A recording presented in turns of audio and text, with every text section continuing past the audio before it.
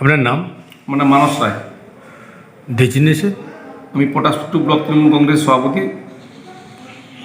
যেটা হচ্ছে যে শহীদ স্মরণে 21শে জুলাই সফল করতে হাতে মানে তুলির টান দিয়ে দেওয়াল লিখন করলেন, কি বলবেন বা কতজনকে নিয়ে যাচ্ছেন?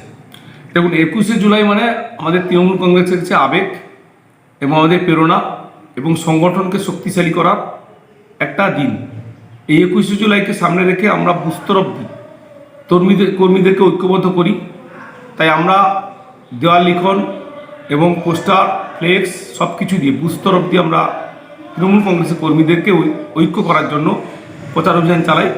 কেননা আমরা এখান থেকে সবাইকে নিয়ে নিশ্চয়ই ধর্মতলা যেতে পারবো না। বেশ কিছু প্রায় 1000 থেকে 2000 কর্মী আমাদের ব্লক থেকে যাবে। সেখানে আমরা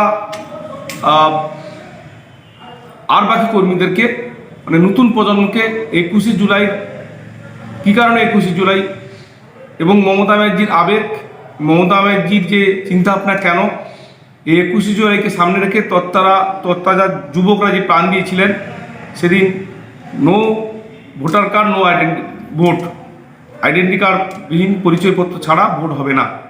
সেই লড়াইয়ে তিনি যুবকদের তার সঙ্গে লড়াই কিন্তু হাজার হাজার যুবক, লাখ লক্ষ যুবক সেদিন লড়াইয়ে নামিয়েছিল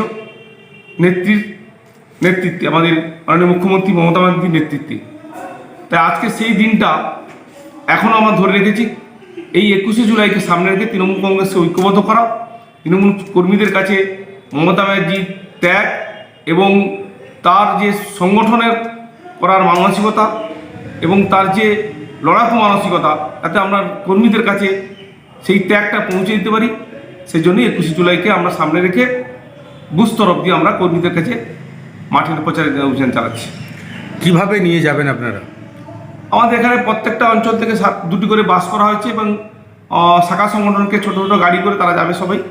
দেখুন, এখানে আমাদের কি করে নিয়ে যাব এই কথাটা, কেন আমরা ধারণা করছি এখান থেকে প্রায় 2000 মানুষ আমার ব্লক থেকে যাবে।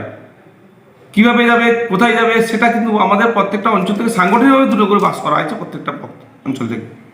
কর্মীদের কি বার্তা দিচ্ছেন?